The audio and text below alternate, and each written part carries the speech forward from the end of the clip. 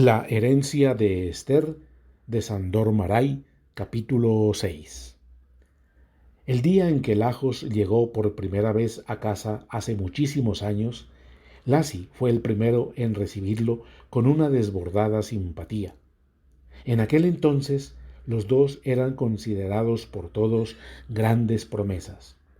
Nadie sabía decir con total exactitud qué prometían, Lassie y Lajos, pero cualquiera que los oyera hablar quedaba convencido de que eran muy prometedores.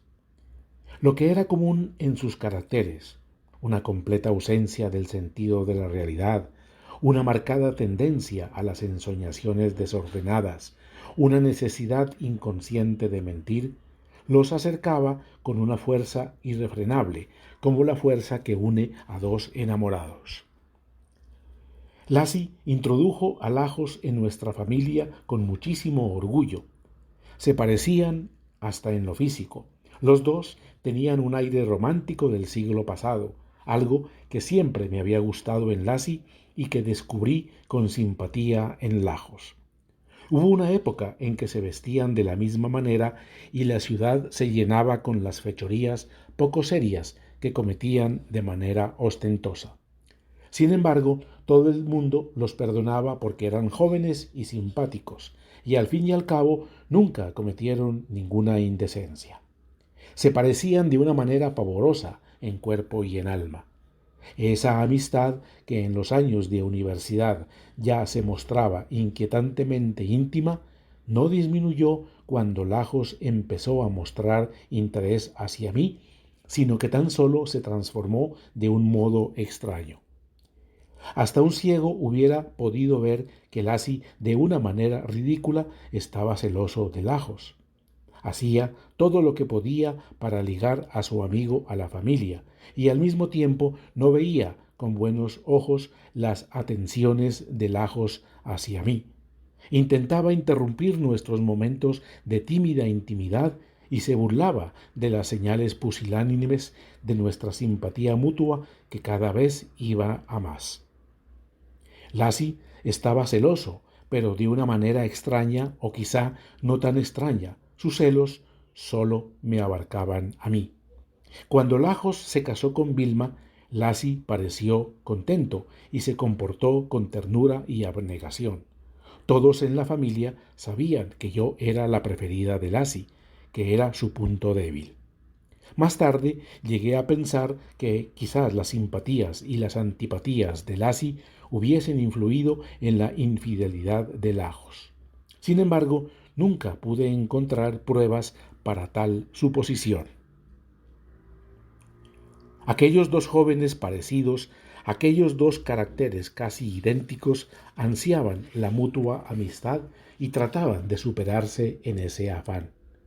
En una época cuando Lajos recibió su herencia, vivieron juntos en la capital, en un fantástico piso de soltero que yo nunca llegué a conocer y que, según Lassie, constituía el escenario más importante de los encuentros espirituales y sociales de aquellos tiempos. Pero tengo fundadas razones para dudar de la importancia de aquellas reuniones.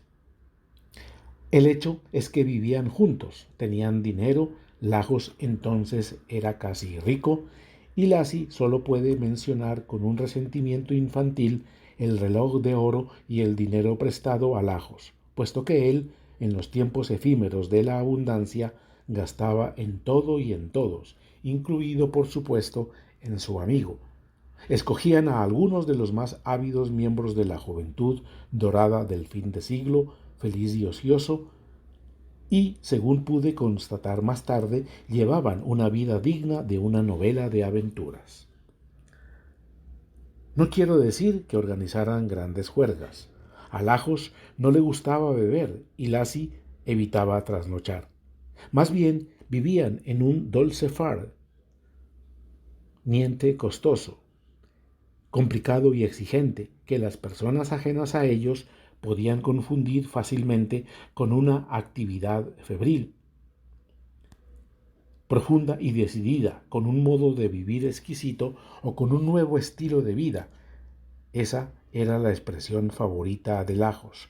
para cuya realización estos dos jóvenes se habían aliado.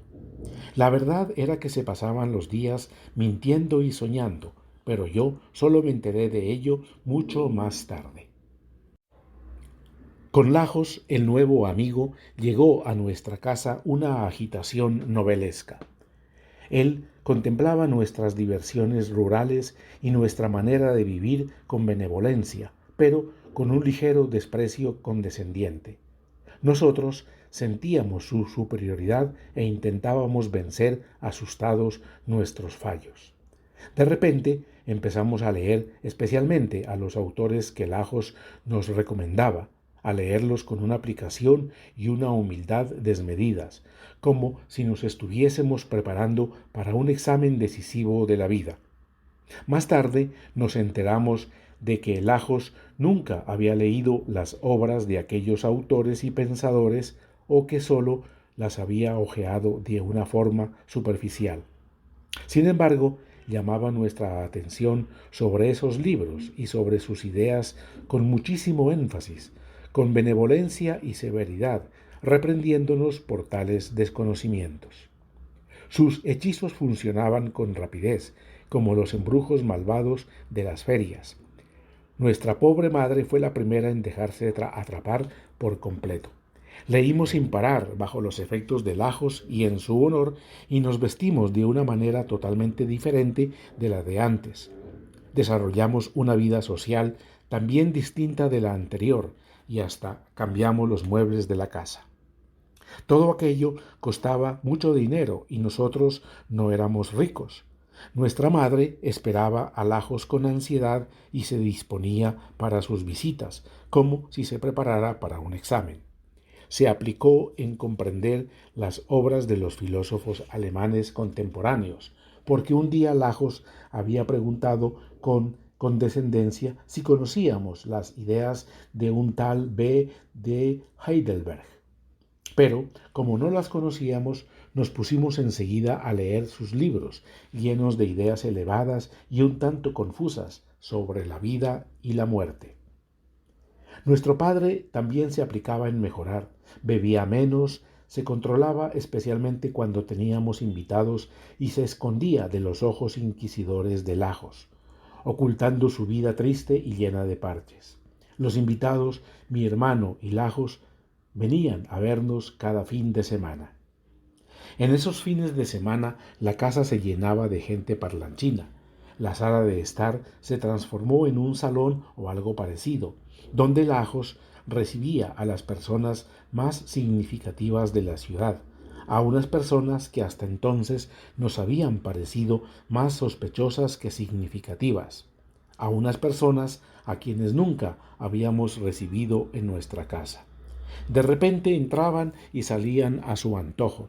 Mi padre andaba con timidez entre sus invitados de los fines de semana, vestido con un traje desgastado, los trataba con una amabilidad a la antigua usanza y ni siquiera se atrevía a encender su pipa. Lajos recibía en audiencia, distribuía sus miradas llenas de reproches o de reconocimiento, elevando a algunos a los cielos, mandando a otros al infierno. Aquello duró 3 años enteros. No eran ellos, mi hermano y su peculiar amigo, unos vividores ni unos maleducados. Al final del primer año de haberse conocido, todos nos tuvimos que dar cuenta forzosamente de que Lassie se encontraba en una situación de dependencia con respecto a Lajos, de la misma manera que mi madre, que Vilma y que más tarde yo misma.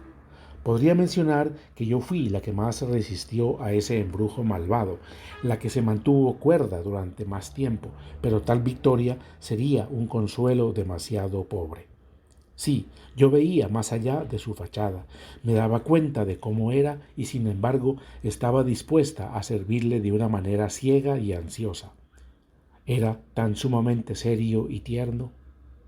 Sus estudios universitarios, como nos dimos cuenta bastante pronto, los había abandonado junto con Lassie.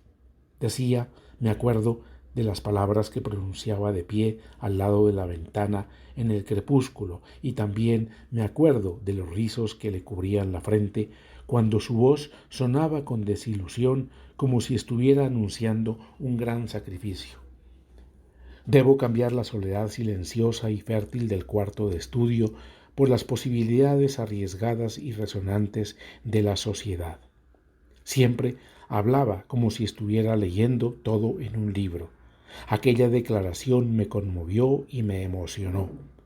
Me pareció que Lajos abandonaba su vocación por alguna razón grandiosa, aunque poco precisa, que por algo en beneficio de alguien, probablemente de la humanidad entera, dejaba a un lado las armas del estudio para aventurarse en el más práctico campo de batalla de la sociedad.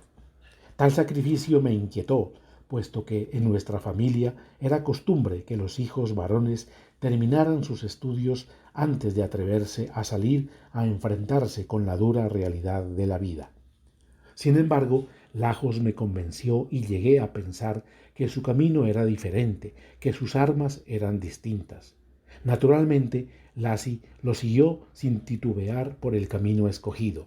En el tercer año de universidad abandonaron los estudios. Yo era una muchacha todavía y Lassie habría de regresar más tarde al mundo del espíritu. Con el último crédito concedido a nuestra familia, abrió una librería en la ciudad y después de un período lleno de grandilocuentes proyectos, se dedicó a vivir modestamente y a vender libros de texto y artículos de papelería. Lajos lo reprendió seriamente por el paso que había dado. Más tarde, cuando la política ocupó sus pensamientos, no se dejó ver más entre nosotros. Nunca llegué a conocer con exactitud los ideales políticos de Lajos.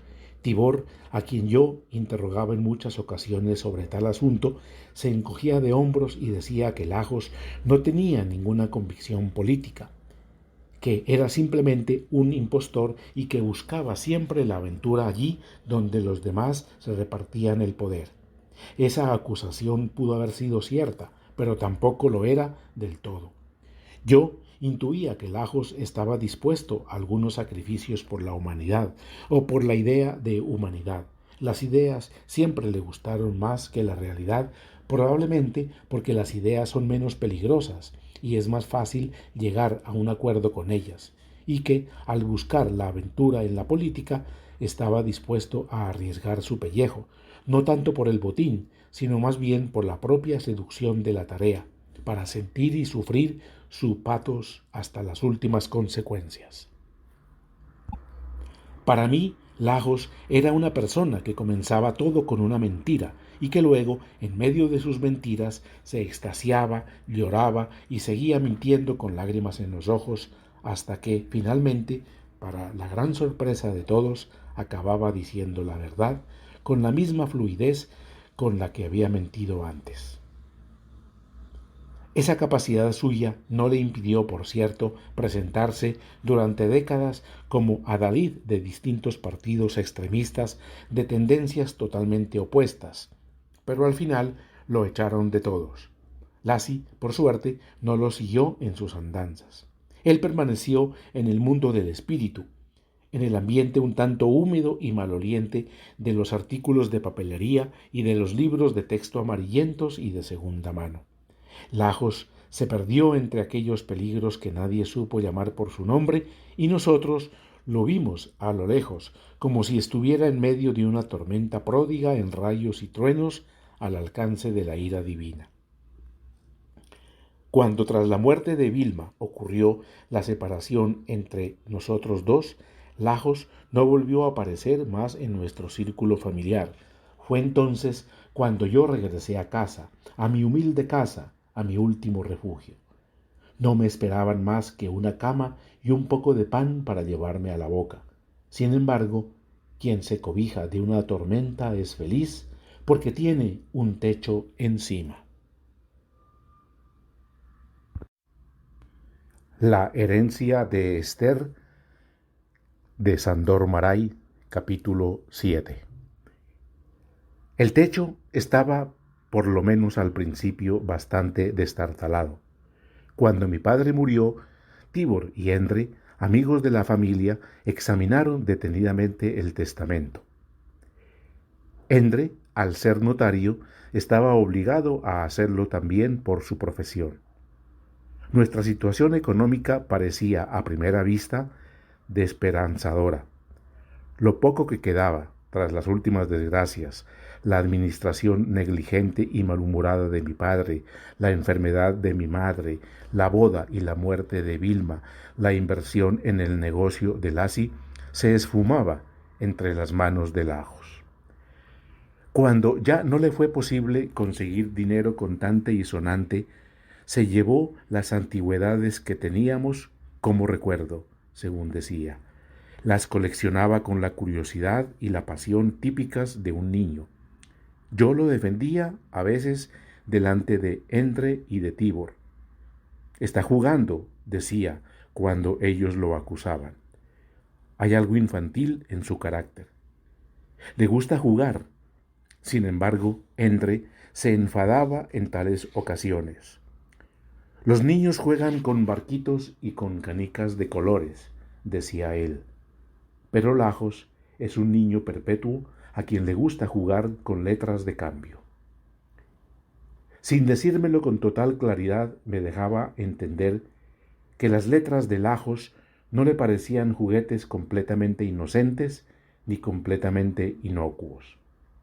El hecho es que, después de la muerte de mi padre, fueron apareciendo cada vez más a menudo letras que supuestamente había firmado para Lajos. Yo nunca dudé de la autenticidad de las firmas. Pero eso llegó a carecer de importancia, como también todo lo demás, en medio de aquel cataclismo generalizado.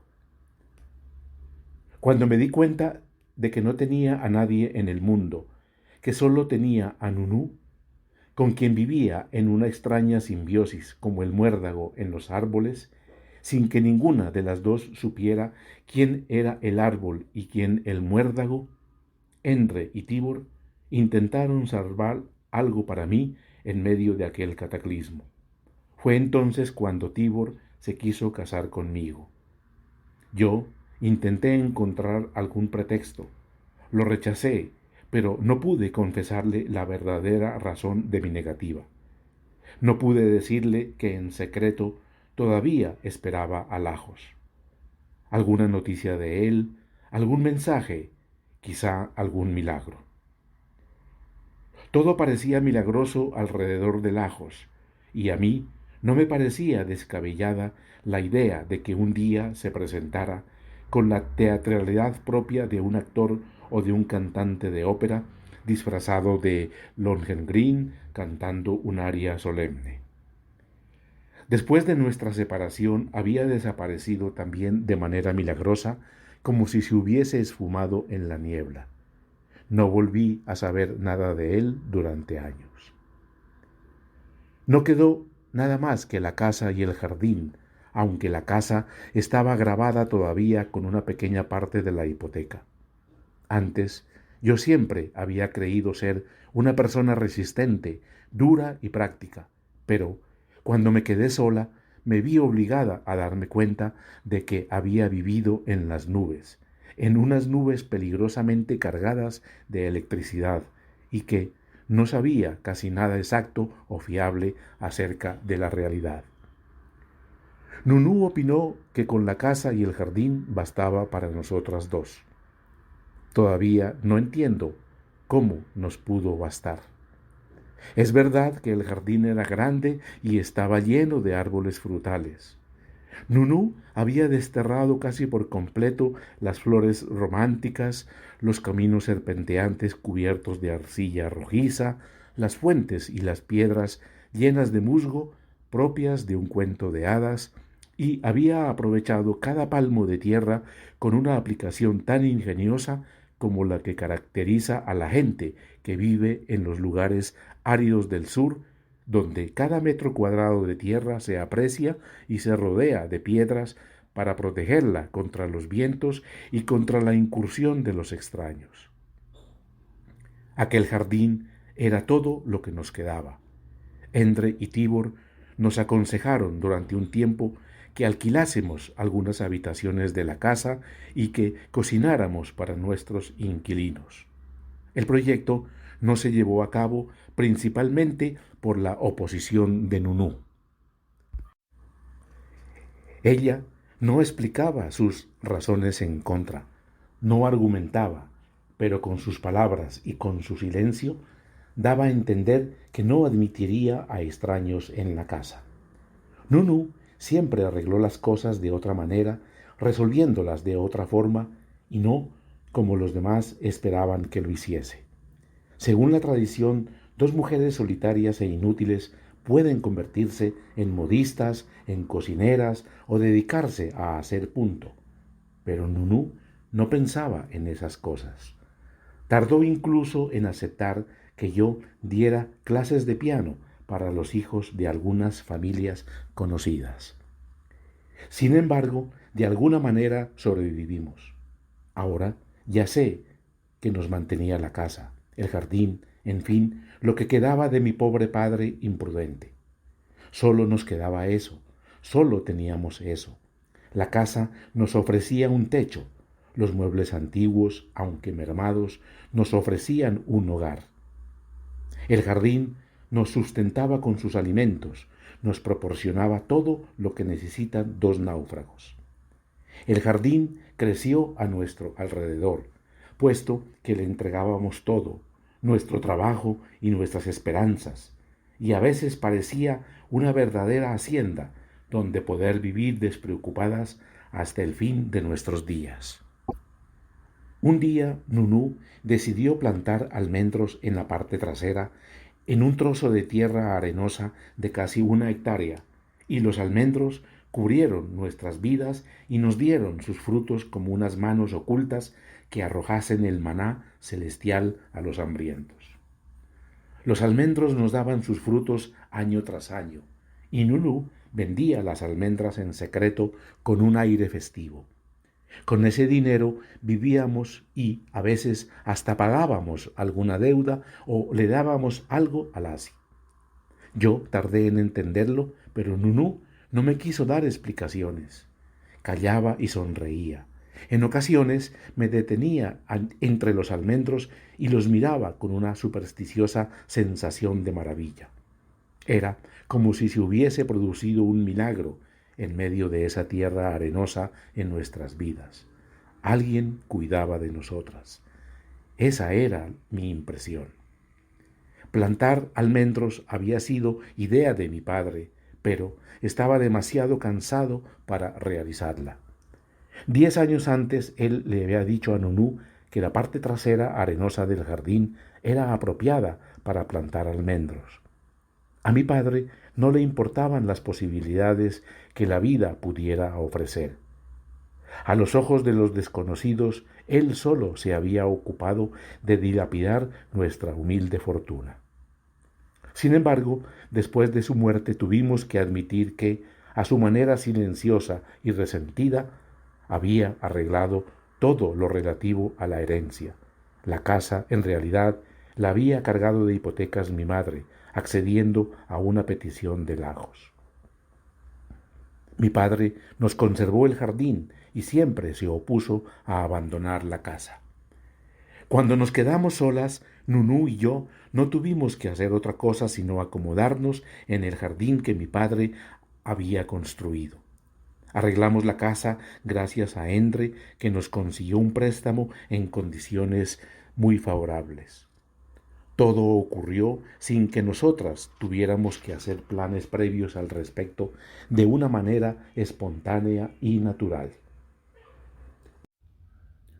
Un día nos dimos cuenta de que teníamos un techo encima de la cabeza, de que yo incluso podía comprar alguna tela para hacerme un vestido, de que Lassie se las arreglara para pedirme libros prestados para leer, y así, poco a poco, desapareció la soledad en la que nos habíamos refugiado después del cataclismo, como los animales heridos se refugian en su madriguera. Incluso teníamos amigos y los domingos por la noche la casa se llenaba de invitados. Los demás nos asignaban, a Nunú y a mí, un lugar en el mundo, nos adjudicaban un rincón tranquilo donde podíamos vivir nuestras vidas sin que nadie nos molestara.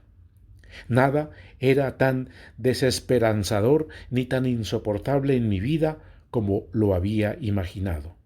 Nuestras vidas volvieron a tener sentido.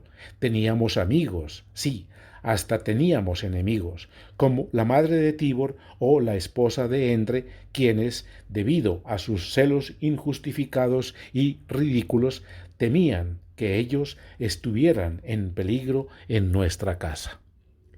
En ocasiones la vida en la casa y en el jardín parecía una vida auténtica y verdadera, una vida que tuviera sus metas, sus tareas, su estructura y su contenido.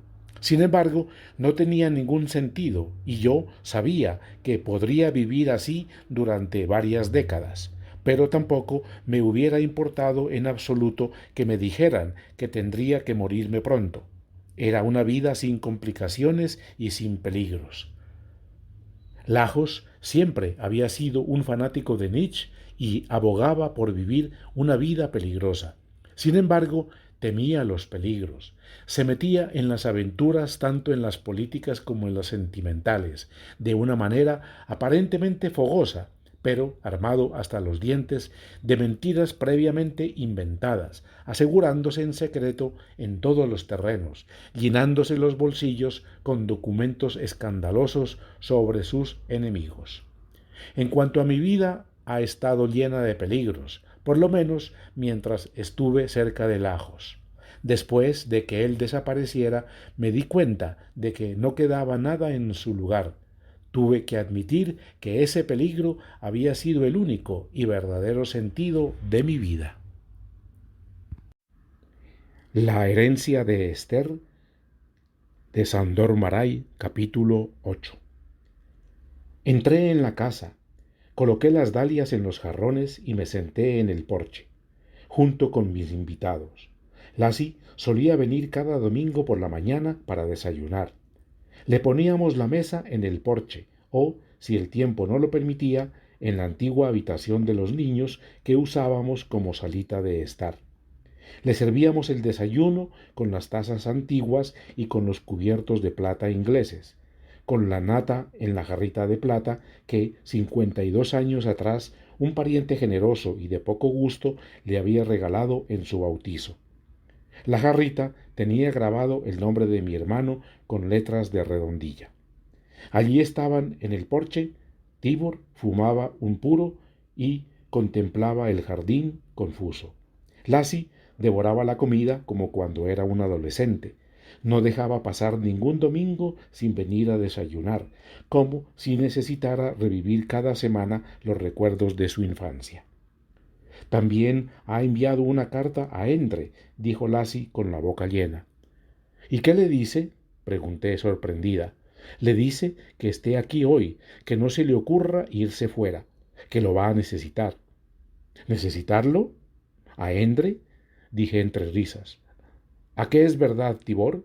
Preguntó Lassie, que siempre necesitaba testigos de fiar. Yo no confiaba ni en sus propias palabras. Sí, es verdad, respondió Tibor malhumorado. Quizá venga con alguna intención concreta. Quizá, añadió, y su rostro se volvió alegre como si hubiese encontrado por fin la única respuesta digna y honrada posible a esa pregunta. Quizá quiera saldar sus deudas. Nos quedamos reflexionando. Yo quería creer en Lajos y cuando Tibor expuso su opinión pensé que eso sería posible. De repente me embargó un sentimiento de alegría desbordada y de fe incondicional. Claro, regresa después de 20 años. Regresa aquí, donde ¿para qué serviría esconder los hechos? Nos debe a todos algo. Nos debe dinero, promesas, juramentos. Regresa aquí, donde cada encuentro suyo estará lleno de dolores, de molestias y de tensiones. Pero regresa para enfrentarse a su pasado, para cumplir con todas sus palabras dadas. ¿Qué fuerza, qué esperanza me motivaban en ese instante? El hecho es que ya no temía el encuentro. Una persona no regresa después de décadas al escenario de sus fracasos. Le ha costado años y años prepararse para este viaje. Pensé con compasión. Le ha costado prepararse y quién sabe cuántos caminos pedregosos y cuántos laberintos complicados ha tenido que recorrer hasta tomar su decisión. De repente me había despertado, esa esperanza descabellada que rechazaba cualquier indicio de duda dictada por la razón, esa luz parecida a la del sol cuando sale por el levante que precedía para mí la llegada de Lajos, disipó todas mis dudas. Lajos regresa junto con los niños, ya está en camino, ya viene, y nosotros que conocemos sus puntos débiles, debemos prepararnos para el momento grandioso de las cuentas, para el momento en el que Lajos va a devolver a todos lo que nos debe, sus juramentos y sus letras. Nunú, que había aparecido en la puerta sin hacer ningún ruido y que escuchaba nuestra conversación con las manos juntas por debajo del delantal, nos comunicó en voz baja. Endre mandó decir que llegaría pronto. Lajos lo ha convocado como notario. Esa información aumentó mis esperanzas. Lajos necesita un notario. Conversamos de una manera confusa. Lassie expuso, con amplios gestos y la voz agitada, que en la ciudad ya se conocía la noticia de la llegada de Lajos. Por la noche, en la cafetería, se le había acercado un sastre para hablarle de unas cuentas que Lajos había dejado sin pagar. Uno de los concejales del ayuntamiento había mencionado unos bancos de hormigón que hacía 15 años le había propuesto Lajos, cobrando el adelanto sin que dichos bancos llegaran después. Todas esas noticias ya no herían mis sentimientos.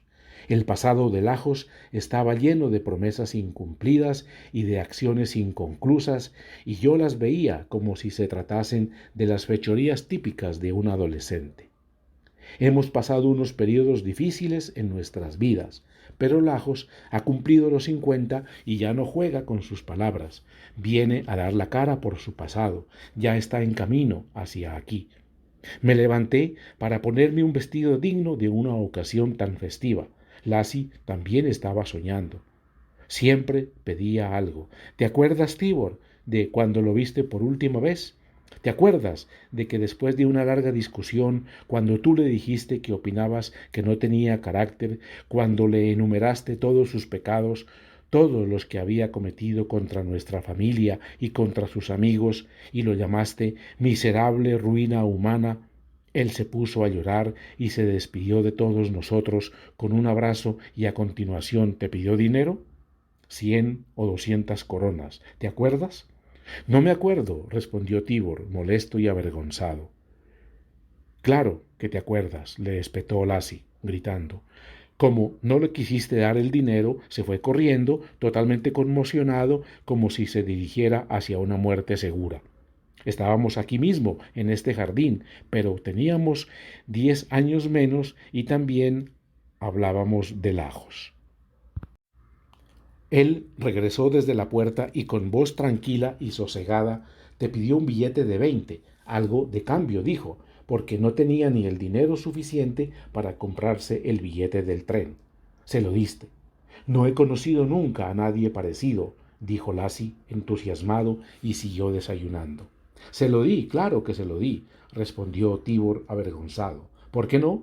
Nunca me he negado a dar dinero a quien me lo pida, puesto que siempre lo he tenido. A Lajos, según creo, no era eso lo que le importaba, opinó después de una breve reflexión, mirando el techo con sus ojos miopes. ¿Que el dinero no le importaba a Lajos? Objetó Lassie con un tono de sincera sorpresa. Es como si dijeras que la sangre no le importa al lobo. No me entiendes, le respondió Tibor, poniéndose colorado. Siempre se ponía colorado cuando luchaba contra su papel de juez, contra su papel de persona condenada a juzgar. Siempre tenía que ser sincero, aun sabiendo que la verdad no concordara con las verdades de los demás, puesto que había jurado decir siempre la verdad. Tú no me entiendes, repitió obstinado. He estado pensando mucho sobre Lajos y todo se resume en la intención. Sin embargo, sus intenciones nunca han sido infames. Yo sé de un caso. Sé que una vez, durante una juerga, pidió a alguien una cantidad considerable de dinero prestado. Y, por casualidad, me enteré de que a la mañana siguiente entregó aquella cantidad de dinero intacta a uno de mis empleados que estaba en apuros. Espera, no he terminado. Naturalmente, no es un acto heroico el que alguien se comporte con generosidad utilizando el dinero de otro. Sin embargo, en aquel momento, Lajos tenía una necesidad imperiosa de dinero. Tenía varias letras que pagar, como decirte, letras apremiantes. Aquella cantidad que había pedido bastante borracho y que al día siguiente, ya cuerdo, entregó a una persona desconocida, la hubiera podido emplear en pagar sus propias letras. ¿Entiendes lo que quiero decir? No, respondió Lassie con sinceridad. Yo, sin embargo, creo que lo entiendo, concluyó Tibor y se calló, obstinado como siempre, como si se hubiese arrepentido de lo que acababa de contar. Nunú opinó: tened cuidado, porque viene por dinero. Sin embargo, conseguirá lo que quiere, por mucho cuidado que tengáis. Tibor le volverá a dar dinero. ¿Qué va? No le volveré a dar ni un céntimo, declaró Tibor, riéndose, moviendo la cabeza para negar. Nunú se encogió de hombros. Claro que sí, como la última vez. Algo. Un billete de 20, por lo menos. Algo hay que darle. Dime, Nunú, ¿por qué? Preguntó Lassie con una profunda admiración y con envidia. Porque él es el más fuerte, respondió Nunú con indiferencia, y regresó a la cocina. Mientras me vestía delante del espejo, me vi obligada a apoyarme en algo, porque tuve una visión. Vi el pasado con la misma claridad con la que se ve el presente. Vi el jardín, el mismo jardín donde en ese momento estábamos esperando a Lajos. Un jardín donde nos encontrábamos de pie, debajo del altísimo fresno, 20 años más jóvenes, cuando nuestros corazones estaban llenos de desolación y de ira. Unas palabras contundentes, llenas de emoción, volaban por los aires como los abejorros del otoño. Era otoño, estábamos a finales de septiembre, se respiraba un aire perfumado de embriagadores vapores. Nosotros teníamos 20 años menos, estábamos reunidos parientes, amigos y medios desconocidos, y entre nosotros se encontraba Lajos, con la expresión del ladrón cogido infraganti. Estaba tranquilo, parpadeaba, se quitaba las gafas repetidas veces para limpiarlas cuidadosamente. Se encontraba solo en el centro de un círculo de personas inquietas, con la tranquilidad de alguien que sabe que ha perdido la jugada, que todo se ha desvelado, que ya no puede hacer otra cosa sino estar allí y esperar con paciencia, esperar a que le lean el veredicto. De repente, Lajos desapareció de aquel círculo y nosotros seguimos viviendo de una manera mecánica, viviendo nuestras vidas de figuras de cera.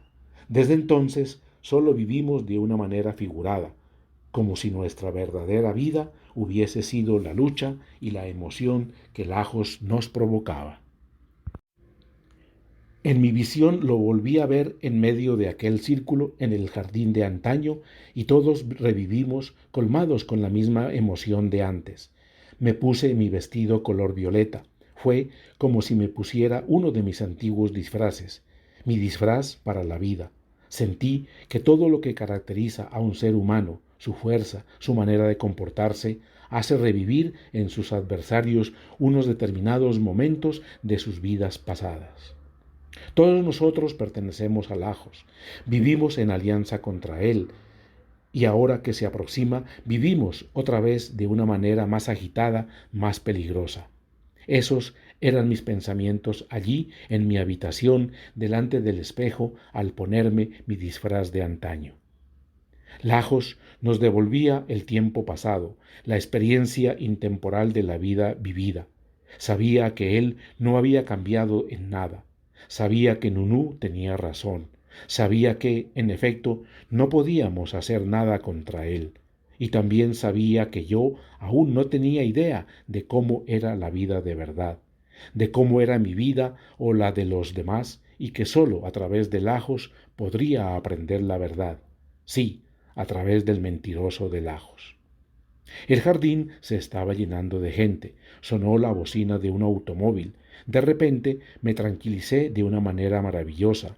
Sabía que había llegado Lajos porque no podía hacer otra cosa y que nosotros lo íbamos a recibir porque no podíamos hacer otra cosa y que todo eso era temible, molesto e inminente tanto para él como para nosotros. La herencia de Esther, capítulo 9 de Sandor Maray. Sin embargo, la realidad, como una extraña ducha fría, me despertó de mis visiones. Lajos había llegado.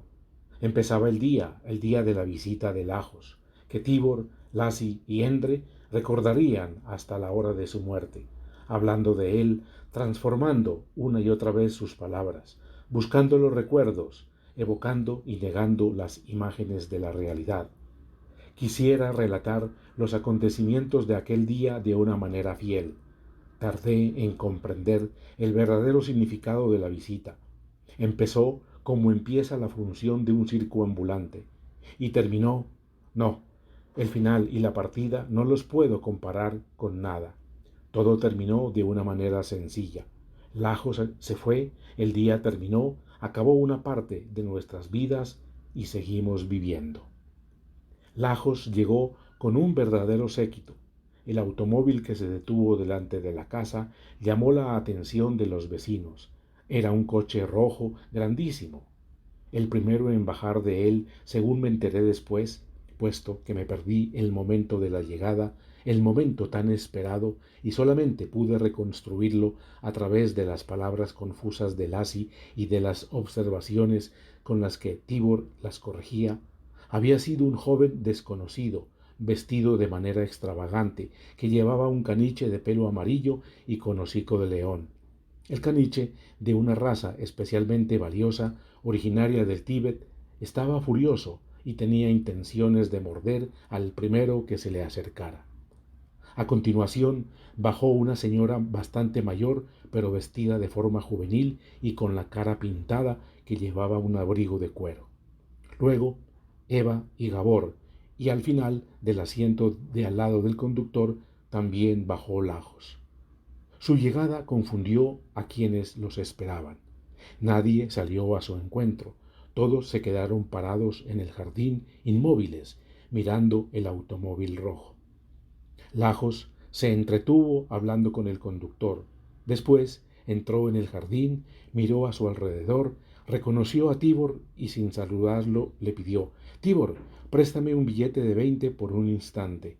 El chofer quiere comprar aceite y yo no tengo cambio». Como dijo exactamente lo que los demás esperaban de él, nadie protestó, nadie se escandalizó. Siguieron allí, parados en el jardín, hechizados, allí donde lo habían visto por última vez, 20 años antes, debajo del mismo árbol, bajo la misma luz, y como los había saludado con las mismas palabras con las que se había despedido de ellos, comprendieron que todo respondía a ciertas leyes y se mantuvieron en silencio. Tibor le entregó el billete sin musitar palabra. Se mantuvieron otro rato callados, como los actores de una película muda. Luego Lajos le entregó el dinero al conductor, regresó al jardín y presentó a los desconocidos. Así empezó todo. Más tarde me he preguntado a menudo si todo aquello había sido previsto tal cual ocurrió y si por eso había tenido un aire teatral. Creo que sí, pero aquel aire teatral no había sido intencionado. Solo así pudo conseguir sus efectos. Lajos nunca pretendía ser teatral, de lo contrario lo habrían rechazado antes o después, tachándolo de prestidigitador, de comediante inmoral de feria, de alguien que solo entretiene a su público durante un rato, escandalizándolo, pero que termina cansando y hace que la gente le dé la espalda, puesto que todas sus intenciones y todos sus trucos acaban aburriendo. Pero la gente no le daba la espalda a Lajos, porque sus puestas en escena estaban llenas de sorpresas, imprevistas, que lo divertían a él también. Estaban llenas de improvisaciones que él mismo habría aplaudido y que a él mismo le hubiesen provocado la risa en el momento de la gracia del chiste. Lajos Se complacía en citar un verso de Shakespeare que dice que el mundo entero es un teatro. Él actuaba en el teatro de la vida y en las escenas importantes siempre desempeñaba el papel principal sin habérselo aprendido de memoria. En el momento de la llegada a casa hizo su puesta en escena, actuó y recitó su papel con evidente placer. Habló de los niños con un tono difícilmente calificable, acompañando sus palabras con gestos dramáticos y falsos, como si se tratase de unos huérfanos. Ya sus primeras palabras parecieron una acusación y una exigencia. Los huérfanos, así calificó a sus niños ante Tibor y Lassi, a unos niños que se habían hecho ya adultos. Gabor había obtenido su diploma de ingeniero, había engordado y se había transformado en un joven lento y taciturno que no dejaba de parpadear. Eva era ya una joven dama. Iba vestida según la última moda de la capital, con un vestido deportivo y una bufanda hecha con un par de piezas de pieles de zorro, y mostraba una sonrisa un tanto irónica, resentida en actitud de espera. Los huérfanos, dijo Lajos, acompañando sus palabras con una mirada llena de compasión al mostrar a los hijos de Vilma, quienes de hecho eran huérfanos, huérfanos de madre, pero que eran más fuertes que su propio destino. Habían crecido y regresaban con nosotros haciendo gala de un aspecto tranquilizador. Me resulta difícil explicar todo aquello. Estábamos de pie, confundidos, delante de los huérfanos con la mirada baja. Lajos los mostraba de todos los lados, desde todos los ángulos, de frente y de costado, haciéndolos girar como si se los hubiese encontrado en la calle, como si se hubiese encontrado a unos niños mugrientos y mal vestidos, abandonados de la mano de Dios, y como si alguno de los presentes, Tibor, Nunú o yo, fuéramos los responsables de su destino. No dijo nada al respecto, pero nos estuvo mostrando a Eva y a Gabor así desde el primer instante. Y lo más extraño es que nosotros, viendo a aquellos dos jóvenes bien cuidados, visiblemente bien vestidos, sospechosamente maduros y demasiado bien enterados de todo, que acababan de caernos desde la luna, sentíamos que hasta cierto punto éramos responsables de ellos, responsables en el sentido práctico de la palabra, como si nos hubiésemos negado a compartir nuestro pan o nuestro afecto con ellos, aunque tuvieran el derecho y la necesidad de ello. Ambos huérfanos se mantuvieron a la espera de los acontecimientos, tranquilos, seguramente acostumbrados ya a las puestas en escena de Lajos, conscientes de que no podían evitarlas, de que tenían que esperar que todo transcurriera como él dispusiera para poder recibir al final los aplausos. Lajos, después de una corta pausa artificial, cuando nosotros ya estábamos llenos de remordimientos por los dos huérfanos, tosió 2 veces, fiel a su antigua costumbre, y prosiguió con sus números de prestidigitación. Todas aquellas demostraciones le ocuparon la mañana entera. Se aplicó con fervor y vimos que ejecutaba sus números de la mejor manera que podía. Puso en escena verdaderas lágrimas, besos llenos de fervor, repitió sus números de antaño de una manera puntual. Sus habilidades nos hechizaron a todos, a Nunú también. Durante la primera hora nadie más pudo decir ni una palabra, y admiramos su interpretación con el aliento contenido. Le dio un beso a Nunú, la volvió a besar en ambas mejillas y a continuación sacó de su cartera una carta, la carta de un secretario de Estado. El alto funcionario anunciaba a Lajos que había recibido su petición en la que solicitaba un puesto de jefa de oficina de correos para Nunú y que trataría de satisfacer su deseo. Tuve la carta entre las manos, estaba escrita en papel oficial, llevaba un sello y una marca de agua, y en la cabecera se leían escritas en letras de imprenta las palabras Secretario de Estado. La carta era auténtica, sin ninguna duda. Lajos había hecho efectivamente algo por Nunú. Lo que nadie mencionó es que él se lo había prometido a Nunú 15 años antes.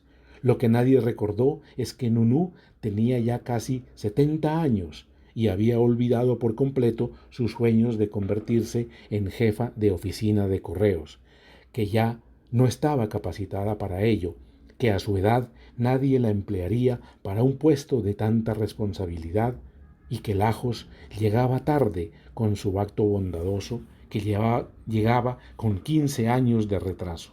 Nadie pensó en eso. Lo rodeamos a Lajos y a Nunú y nuestros ojos brillaron con alivio y con una sensación de haber triunfado. Tibor miraba a su alrededor con orgullo y hasta sus gafas brillaban con tanta alegría. Se ve que nos hemos equivocado. Lajos ha mantenido su palabra, se leía en su mirada. Lassie sonreía confuso, pero él también se mostraba orgulloso de Lajos. Nunu lloraba. Había trabajado como empleada auxiliar de correos durante 30 años en su ciudad natal, en el norte del país, esperando en vano que la hiciesen fija.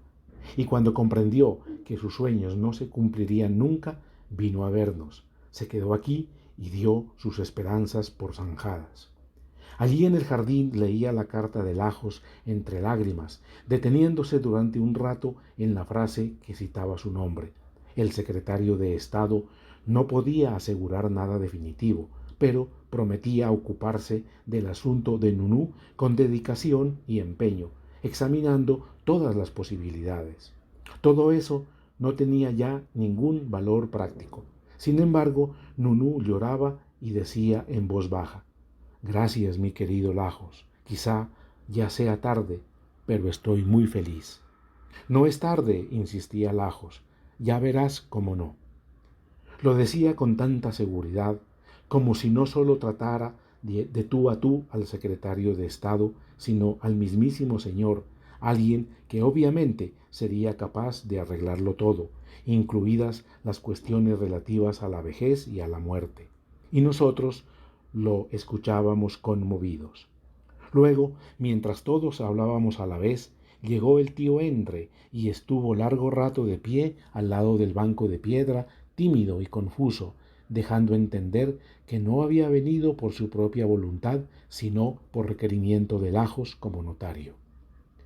Lajos repartió órdenes, hizo las presentaciones, formó y transformó nuestros grupos, improvisó pequeñas escenas, las escenas del reencuentro, las escenas alegres y emocionantes de la reconciliación, todo con medias palabras, escondiendo el verdadero significado y el contenido real del acontecimiento detrás del ambiente artificial, teatral y torpe de una supuesta unidad.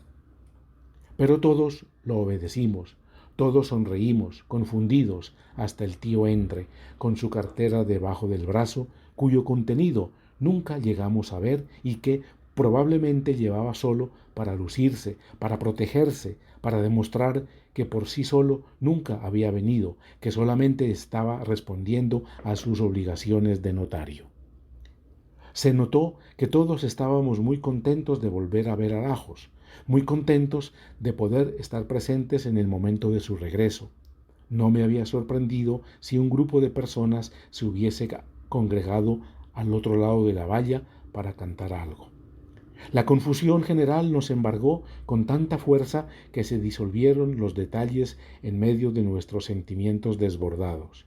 Más tarde, hacia el crepúsculo, cuando nos despertamos, nos miramos con incredulidad, como si hubiésemos sido los testigos hechizados del número de un faquir hindú que hubiera arrojado una cuerda al cielo y hubiera trepado por ella hasta desaparecer de nuestra vista entre las nubes. Nosotros mirábamos todavía hacia el cielo, cuando vimos con sorpresa que él había bajado otra vez a la tierra y que estaba inclinándose ante nosotros, pasando la gorra. La herencia de Esther, capítulo 10 de Sándor Márai. Nunú sirvió el almuerzo y los invitados se sentaron a la mesa en el porche. Conversaron y comieron nerviosos. Todos sentían que Lajos controlaba por completo las emociones, gracias a la fuerza hechicera de sus trucos de magia. Cada palabra que pronunciaba parecía ser dictada por los papeles que él les designaba. Cada hora tenía su contenido artificial. El almuerzo fue la primera escena. Después siguió la visita al jardín. Lajos, el director, se percataba de vez en cuando del cansancio de algunos. Entonces batía las manos para dictar el ritmo. Más tarde se quedó conmigo a solas en un rincón del jardín. Desde el porche se oía la voz de Lassie, que parecía entusiasmado y encantado. Él había sido el primero en rendirse, en olvidar sus dudas, y empezó a regocijarse feliz y entregado a la corriente ya conocida, a los efluvios de la presencia de Lajos. La primera frase que Lajos me dirigió sonó así: «Ahora vamos a arreglarlo todo». Al escuchar aquello, el corazón empezó a latirme con fuerza y me puse muy nerviosa. No le dije nada. Estaba delante de él, debajo del árbol, al lado del banco de piedra, donde me había contado tantas mentiras, y por fin tenía la ocasión de observarlo detenidamente. Había algo triste en él, algo del fotógrafo o del político envejecido que ya no se entera de las artimañas ni de las ideas de los nuevos tiempos y que se aferra, obstinado y resentido, a sus viejos trucos, a sus afables prácticas de prestidigitador. Había algo en él del viejo domador de fieras a quien ya no temen ni sus propias bestias. Su vestimenta era extraña y anticuada, pero al mismo tiempo parecía pretender seguir la última moda, y eso imponía una resistencia interior que le impedía ser elegante o estar al día según sus propios gustos. Su corbata era un tanto más llamativa de lo que hubiese correspondido con su traje, con su personalidad o con la época del año, y eso le confería un ligero aspecto de aventurero.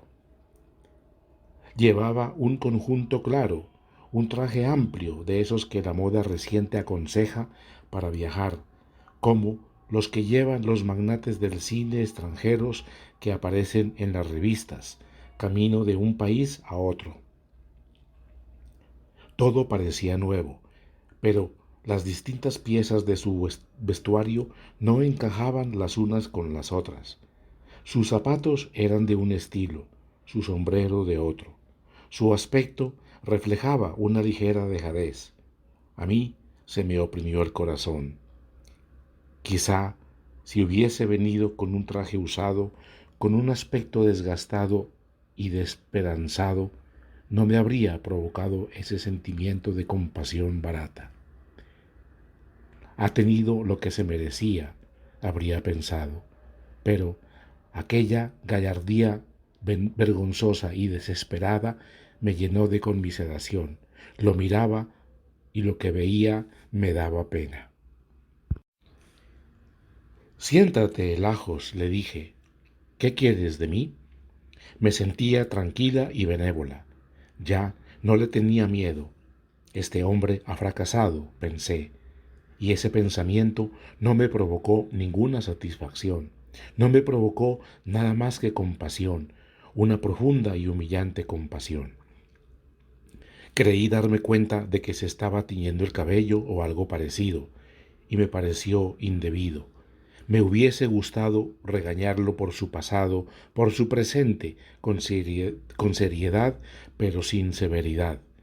De repente me sentí mayor que él, mucho más madura, como si Lajos se hubiese detenido en un punto determinado de su edad, como si hubiese envejecido, manteniendo sus gallardías juveniles, que no fueron especialmente peligrosas, ni tuvieron ningún fin determinado, y eso era quizá lo más triste de todo.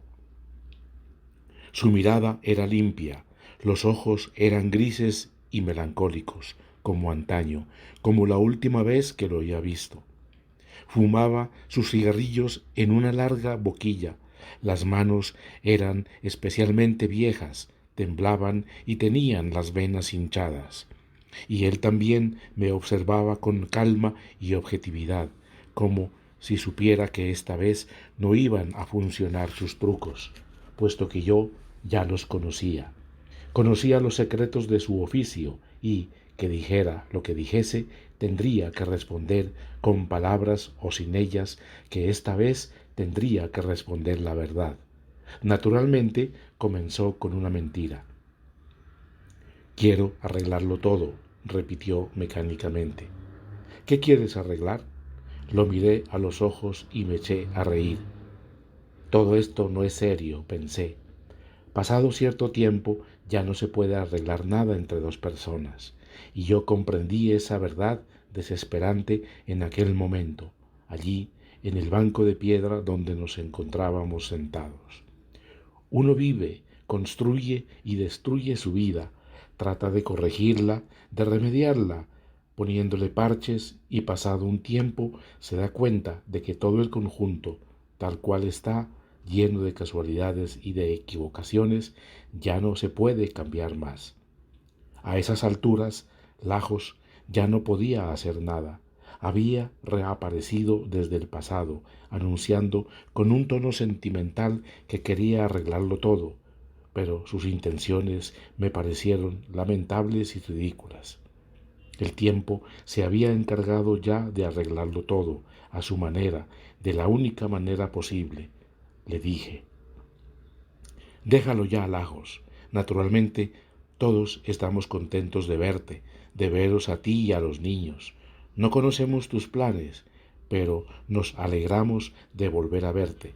No hablemos del pasado, no le debes nada a nadie. Al decir eso, me di cuenta de que me había arrastrado la corriente del momento, que estaba diciendo unas palabras introductorias cuyo verdadero contenido era una pura mentira. Solamente por mi exageración sentimental y por mi desasosiego altisonante pude haber afirmado que el pasado no existía y que Lajos no le debía nada a nadie. Los dos sentimos la falsedad de mis palabras y bajamos la vista. Nos quedamos un rato mirando los guijarros. El tono inicial de nuestra conversación era demasiado elevado, vibraba, sonaba alto y en falsete.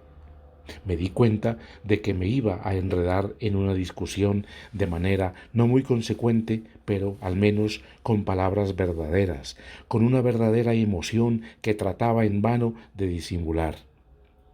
Probablemente no haya venido solo para decirme esto, dije en voz baja, porque tenía la impresión de que los otros, desde el porche, nos estaban oyendo entre sus conversaciones menos animadas que antes y que podían escuchar mis palabras. No, respondió él tosiendo, no he venido solamente para decirte esto. Escúchame, Esther, tenía que hablar contigo una vez más, una última vez. Ya no me queda nada, le dije sin querer, con valentía. Ya no necesito nada, me respondió, sin molestarse. Ahora quiero brindarte algo. Ya sabes que han pasado 20 años. Ya no nos quedan muchos 20 años más en la vida. A lo mejor ya solo nos quedan los últimos. En 20 años todo se vuelve más claro, más transparente, más comprensible. Ya sé lo que pasó y también sé por qué pasó. Todo esto es odioso, le repliqué con la voz ronca, odioso y ridículo. Estamos aquí, sentados en este banco, dos personas que antaño estuvieron ligadas hablando del futuro. No, Lajos, ya no existe ningún futuro, quiero decir, no para nosotros dos. Pongamos los pies en la tierra. Existe algo que tú también conoces, un orgullo humilde, el orgullo de vivir. Ya basta de humillaciones. El mero hecho de que hablemos del pasado es una humillación. ¿Qué quieres? ¿Qué estás tramando? ¿Quiénes son esas personas desconocidas? Coges, haces tu equipaje, reúnes a personas y animales y te presentas aquí con ostentación, con las mismas palabras de antaño, hablando como si hablara el Señor desde el cielo. Pero aquí ya se te conoce. Nosotros ya te conocemos, amigo. Hablé con tranquilidad, con una solemnidad ridícula, y pronuncié cada palabra con mucha decisión, como si hubiese preparado mi discurso. En realidad no había preparado nada. No creía ni por un instante que algo se pudiese arreglar. No tenía ganas de echarme al cuello de Lajos, ni tampoco quería discutir con él. ¿Qué quería? Me hubiese gustado mostrarme indiferente. Aquí está, ha llegado. Eso también forma parte de los hechos extraños de la vida. Quiere algo, está tramando algo, y luego se irá, y nosotros seguiremos viviendo como antes, como hasta ahora. Ya no tiene ningún poder sobre mí. Eso sentí y lo miré con seguridad, con superioridad. Ya no tiene ningún poder sobre mí, no en el sentido sentimental de antes. Pero, al mismo tiempo, me percaté de que la excitación que me había embargado durante las primeras frases de nuestra conversación se parecía a todo menos a la indiferencia. Me di cuenta de que la emoción con la que hablaba a Lajos era la señal de que entre nosotros había una relación, aunque no tan romántica, no tan doliente, no tan soñadora como antes, una relación exenta de la luz de luna que nos había iluminado anteriormente. Hablábamos de la realidad, como si hubiese tenido una necesidad apremiante de aferrarme a esa realidad. Después de tanta niebla y de tanta oscuridad, le dije sin sopesar siquiera mis palabras: Tú no me puedes brindar nada, te lo has llevado todo, me has arruinado todo. Respondió lo que yo esperaba de él: es verdad. Me miró con tranquilidad, con sus ojos grises y limpios. Luego miró al aire. Había pronunciado aquellas palabras con un tono de voz infantil, casi contento, como si le hubiesen puesto un sobresaliente en un examen. Me estremecí. Vaya persona. Estaba tranquilísimo. Miraba a su alrededor, examinaba la casa con la objetividad de un arquitecto. Después empezó a hablar de otra cosa. Tu madre murió allí arriba, en la habitación cuyas ventanas están cubiertas por la celosía, ¿verdad?, me preguntó. No, le respondí sorprendida. Mi madre murió abajo, en la habitación donde ahora se aloja Nunú. Qué curioso, dijo, no me acordaba. Tiró la colilla del cigarrillo, se levantó, dio unos pasos para acercarse a la casa y palpó los ladrillos del muro, meneando la cabeza. Tiene humedades, dijo con tono de desaprobación distraído. El año pasado hicimos reparaciones, le dije, sumida en el mismo estado de encantamiento inconsciente. Regresó a mi lado, me miró profundamente a los ojos, estuvo callado durante un largo rato. Nos mirábamos con los ojos medio cerrados, con atención y curiosidad. Su rostro reflejaba seriedad y devoción. Permíteme una pregunta, Esther, me dijo en voz baja y seria. Una sola pregunta. Cerré los ojos, sentía sofoco, mareo. Ese mareo duró unos instantes e hice un gesto con la mano para protegerme. Ahora me va a hacer una pregunta, pensé. Dios mío, me va a hacer una pregunta. ¿Qué me va a preguntar? Quizá me pregunte por qué ocurrió todo. Quizá me pregunte si fui yo la cobarde. Le tengo que responder. Suspiré y lo miré, preparada para responder. Dime, Esther, me preguntó entonces en voz baja, con un tono de intimidad. ¿Sigue la casa libre de hipotecas?